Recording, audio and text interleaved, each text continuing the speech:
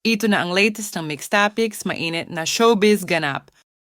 Nag-viral ang video ni Chris Lawrence dahil kinagiliwan si Papa Chris Lawrence at kinakiligan sa kanyang video kung saan hindi na maitago ang pagka-miss kay Katrina Halili.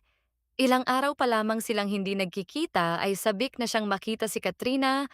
2 araw at kalahati na hindi nagkita, pakiramdam daw ni Chris na matagal na silang hindi nagkasama, kaya naman na-miss niya ang kanyang mag-ina. Pinuntahan naman ni Chris si Katrina nang magkaroon siya ng pagkakataon para bisitahin si Katrina. Pagdating ni Chris sa bahay ni Katrina, agad niyang binati ang mag-ina niya at binigyan ng hug at kiss. At abot na naman ang ngiti ni Mr. B. Sobrang saya niya nang makita ang kanyang mag-ina. Humirit pa si Katie ng isa pang kiss sa pisngi ng paalis na ang kanyang papa. Sobrang saya naman ng mga KKK fans dahil sa muling pagbisita ni Chris kay Katrina. Samantala, naging emotional naman si Katrina Halili sa kanyang interview with Miss Amy Austria. Sa interview, inalala ni Katrina kung paano siya nag-umpisa sa showbiz. Para kay Katrina, ang journey niya sa showbiz ay destiny ito para sa kanya. According to Kat, blessed siya na may mga ginamit ang Panginoon para makilala siya sa bilang isang artista. Hindi din nakakalimot si Kat sa mga taong ginamit ng Panginoon para sa kanyang karera sa showbiz. Marami man umanong pagsubok ang pinagdaanan ni Katrina, ngunit marami pa ring taong ginamit ang Panginoon para tulungan siya. Hindi rin naging madali ang lahat para kay Katrina, dahil minsan ay wala din siyang project. Ngunit sinikap niyang magpursigi para kay Katie. Marami din siyang na-realize.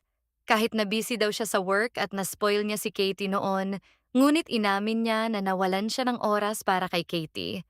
Na umabot na parang hindi na niya nakikilala ang anak habang lumalaki sa sobrang busy niya noon sa kanyang career. Ibinahagi niya kung paano siya bumawi kay Katie. Kaya hindi siya pumirma ng kanyang kontrata noon under GMA kasi gusto niya mag-focus kay Katie at bigyan ng panahon ang pagiging ina niya sa kanyang anak.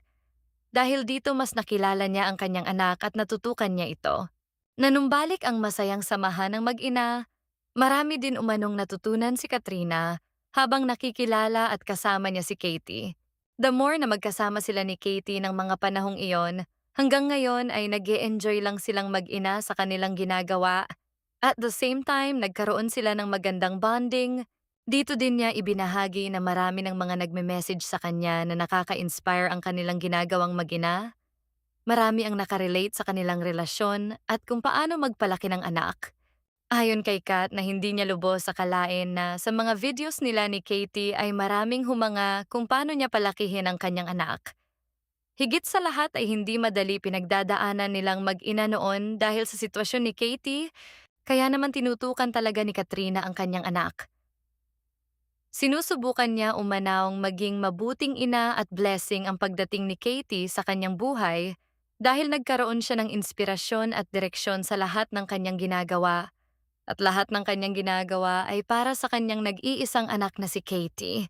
Masaya ngayon sina Katrina at Katie dahil maraming opportunities ang nagbukas dahil na rin sa mga sumuporta sa kanilang mag-ina.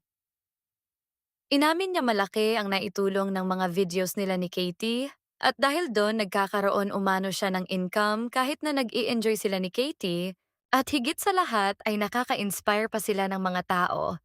Lalo na sa mga may katulad ng sitwasyon nila ni Katie, single mom na gustong bigyan ng maayos na buhay ang kanilang anak. Siyempre, mas bumuti pa ang sitwasyon ng magkaayos sila ng ama ni Katie na si Chris Lawrence. Mas lalo pang dumami ang mga supporters ng kanilang pamilya ngayon. Marami ang humanga kung paano inayos ni Kat at Chris ang kanilang relasyon bilang co-parents para sa kanilang anak. Ngayon ay maganda ang samahan ng KKK family. Lalo pang dumami ang mga humanga at nagmamahal sa KKK family ngayon.